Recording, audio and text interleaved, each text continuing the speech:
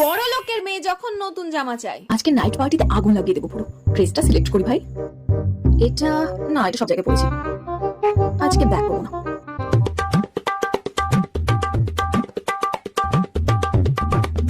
মম, বেটা, what happened বেটা? আজ আমি একটা নাইট পার্টিতে যাবো আর আমার কাছে একটাও ড্রেস নেই। কিন্তু বেটা, কিছুদিন আগে যে আমি তোমাকে 2 লাখ টাকা শপিং করালাম, হ্যাঁ কিন্তু মম দেখো, সব ড্রেস তো আমি একবার না একবার কোথাও না কোথাও পরে ফেলেছি। আজ তুমি আমার কাছ থেকে 1 কোটি টাকা নিয়ে যাও, গিয়ে তোমার যা যা লাগবে সবকিছু কিনে নিয়ে এসো। ও মম, ইউ আর বেস্ট। আর আমি যখন নতুন জামা চাই। তোর জামা ভালো লাগে না? কবে থেকে যে 500 বছর পুরনো জামাটা পরে আছি, এই জামাটা ছেড়েও না। হ্যাঁ, ড্রেসটা ছিঁড়ে গেল। মা, কি হয়েছে কি হয়েছে? এমন শালিকের মতন জেলাচ্ছিস কেন?